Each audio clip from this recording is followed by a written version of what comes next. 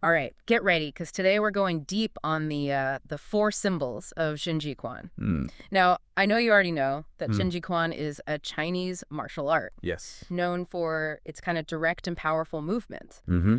But what makes it really unique Yeah. is, are these four symbols, Yes. chicken, dragon, bear, and tiger, Right. which aren't literal animals, Right. but metaphors for key fighting principles. Precisely. And they're kind of woven into every technique in Xingyi. Yes. And understanding them unlocks a whole nother level of fighting prowess. A whole new level. Yeah. That's right. So instead of just saying chicken equals good footwork, Right. we're going to see how this translates into actual combat. Yeah. Starting with chicken legs, Uh-huh. I read that every step is inseparable from the chicken leg. Hmm.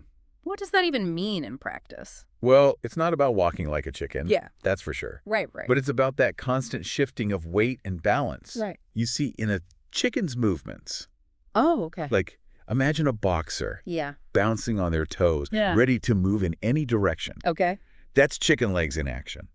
So it's about being light on your feet, Yes. but with control and purpose. Exactly. Not just kind of like Not just floating around. floating around. Yeah. Yeah. You'll see masters constantly shifting their center of gravity, making them elusive and unpredictable. Right. The source material talks about how double weight is sluggish, Yes. while single weight is flexible. Uh-huh. So you're saying that Yeah. evenly distributing my weight makes me a sitting duck. Essentially, yes. Okay. You become predictable and slow. Yeah. Instead, you want to be able to quickly transfer your weight from one leg to the other, creating that flexible, adaptable base. Okay, so that's chicken legs, Uh-huh.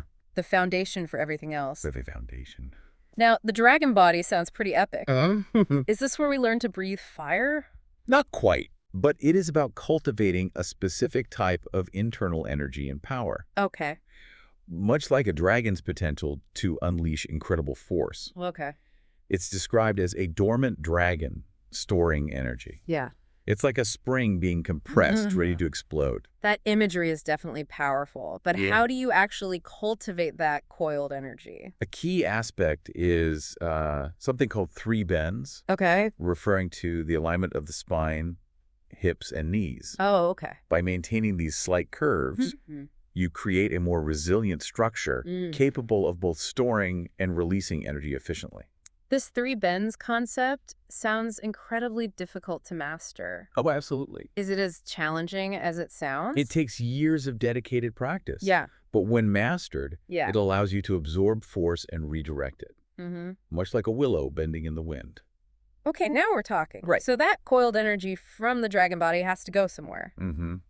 Is this where the bear arms come into play? Precise. Okay. The bear is all about raw power, especially in its arms. Okay. Xingyiquan practitioners aim to develop that same focused strength, Yeah.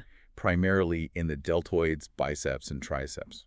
I can already picture Popeye flexing those muscles. Right. But is bear arms just about bulking up? It's much more than just muscle size. Okay. The source emphasizes the importance of the wing or shoulder. Yeah. The idea is that the shoulder is the root of the arm strength. Okay. The wing generates power, which is then transferred through the elbow, acting as a lever, Okay. and finally delivered by the hand. So it's like a chain reaction. Exactly. Each link playing a crucial role in amplifying the power. You need that strong base in the shoulder to really deliver a devastating blow. Exactly. And that interconnectedness is a recurring theme in Xingyiquan. Right. It's not just about isolated muscle groups, but understanding how the entire body works together to create a powerful and efficient fighting system. A unified whole. All right, time to unleash the beast within. Tiger hugs the head. This sounds like a move straight out of a kung fu movie. It definitely evokes a sense of ferocity, doesn't it? Yeah, it does. And that's exactly the point. Okay. Tiger hugs the head,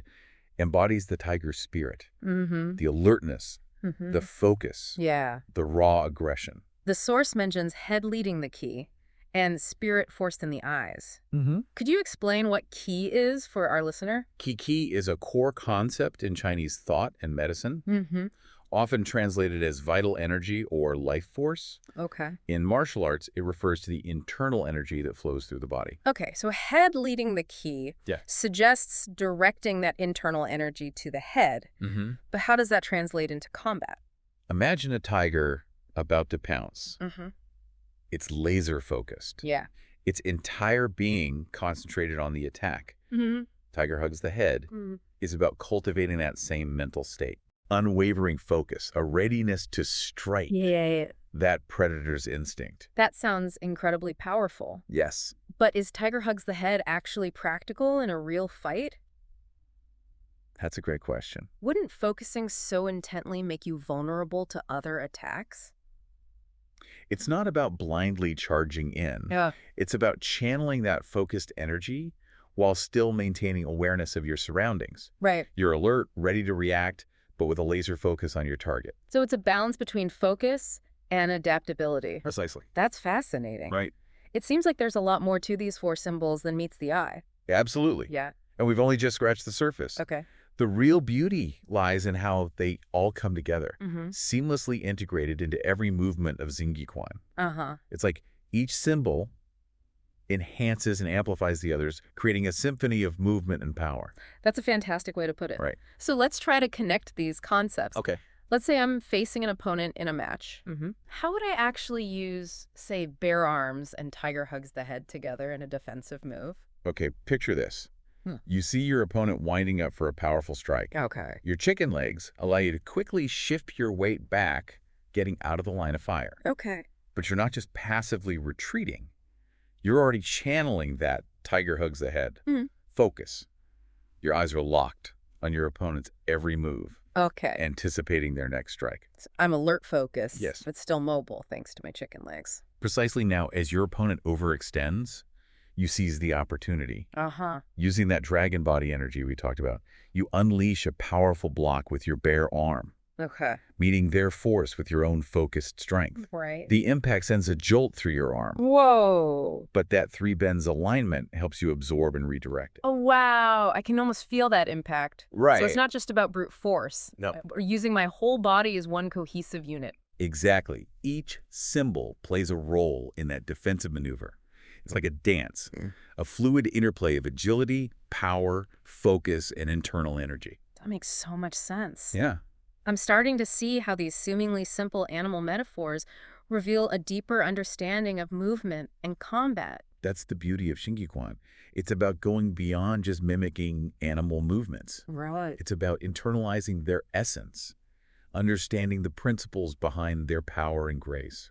You know, I've heard of other martial arts that draw inspiration from animals, like praying mantis kung fu or monkey style. Absolutely. Do they use a similar concept of symbolic representation? Absolutely. Many martial arts traditions incorporate animal movements and principles into their techniques. Yeah. But the specific symbols and interpretations can vary widely. Okay. What's fascinating about Xingyiquan is how it distills these principles into a comprehensive system. These 4 symbols aren't just isolated techniques, they're the foundation of the entire art. So it's like a unified theory of combat based on the wisdom of nature? That's a great way to think about it, and it's a testament to the deep connection between humans and the natural world. Yeah. How we can learn from the movements of animals. Yeah. And apply those lessons to our own physical development. This might sound strange, but I'm actually starting to think about how I walk down the street. Could I incorporate some of these principles into my daily life? That's not strange at all. Yeah. In fact, that's one of the most interesting aspects of martial arts. Yeah. The principles we learn can be applied far beyond the training hall. They can influence how we move, how we think, even how we approach challenges in our everyday lives. Okay, so let's play with this idea. Okay. How could I apply, say, chicken legs to something as mundane as walking? Instead of just plodding along, try to bring some awareness to your steps. Feel the ground beneath your feet. Yeah, okay. Pay attention to how your weight shifts from one leg to the other. Yeah. Can you make your steps lighter, more fluid? I'm actually trying it right now. It's amazing how just bringing awareness to my movement changes the way it feels. Exactly. And how about dragon body? Yeah. Can you feel that potential energy as you walk, that sense of coiled power ready to be unleashed? I'm imagining my spine, lengthening my hips, rotating with each step. Yes. It's like I'm tapping into a hidden source of strength. That's it. And don't forget, Tiger hugs the head. While you're walking, Try to maintain a sense of alertness and focus. Right. Not in a paranoid way, Yeah. but with a quiet awareness of your surroundings. So it's like I'm walking with purpose, with intention. Exactly. Not just going through the motion. You're present in your body, in your movements. And that presence, that mindfulness, can bring a new level of awareness and enjoyment to even the simplest activities. This is incredible. I never thought I'd be getting a walking lesson and a deep dive on Xingyiquan. Well, that's the thing about martial arts. Yeah. They're full of surprises. They challenge our assumptions about movement, about ourselves. They open up new possibilities, and who knows? Yeah. Maybe this newfound awareness will inspire you to explore Xingyiquan or other martial arts more deeply. I wouldn't rule it out. I'm already feeling more energized and connected to my body, so even if I never master Tiger Hugs the Head, I'm definitely taking these principles with me. And that's the most important takeaway. It's not about becoming a martial arts master. Right. It's about incorporating these principles into our lives, enhancing our movement, our awareness, our overall well-being. This has been such an insightful conversation. We've covered a lot of ground, from the symbolism of the 4 symbols to their practical application in combat and even in everyday life. It's been a pleasure exploring these concepts with you. I think our listener might need a moment to digest all this information, so let's do a quick recap of the key takeaways before we wrap up. All right, so let's rewind and revisit those 4 symbols. We started with chicken legs. Right. Which is all about agility and adaptable footwork. It's that lightness and responsiveness you see in a boxer. Ready to move in any direction. It's the foundation. Yeah. Upon which all other movements are built in Xingyiquan. Yeah. Constantly shifting your weight. Right. Staying light on your feet. Yeah. Be ready to react to your opponent's moves. Then we moved on to the dragon body. Yeah. Which was about cultivating and channeling internal energy, that coiled power like a spring being compressed, ready to be released with explosive force. And a key element of the dragon body is the 3 bends alignment of the spine, hips, and knees. Yeah. This alignment allows practitioners to not only generate power, but also absorb and redirect incoming force like a willow swaying in the wind.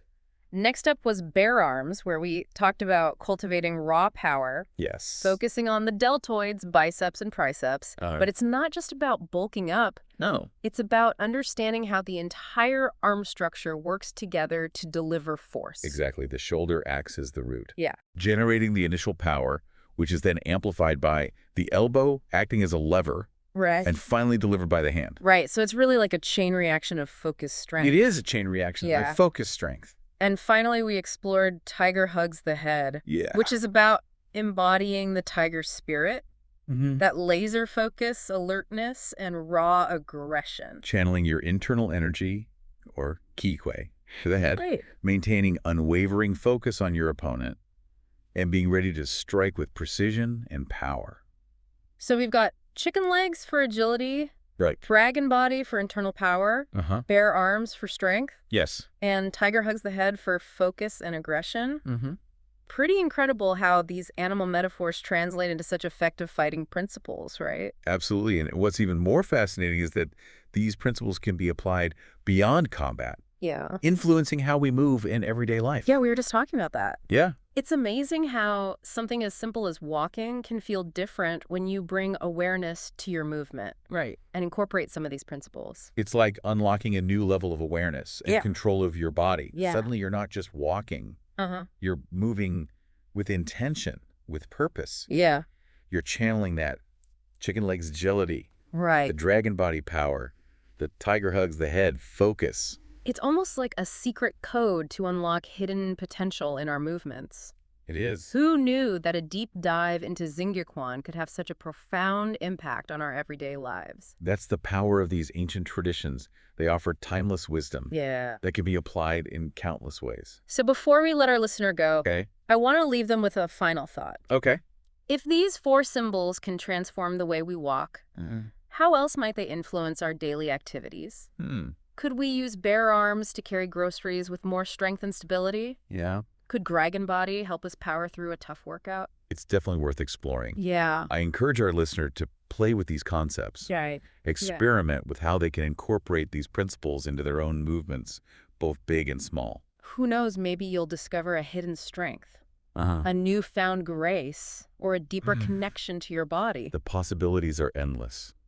This has been an incredible deep dive into the 4 symbols of Xingyiquan. It has been. Thank you for joining us on this journey of exploration and discovery. It's been a pleasure sharing these fascinating concepts with you. Until next time, keep learning. Yes. Keep moving and keep diving deep.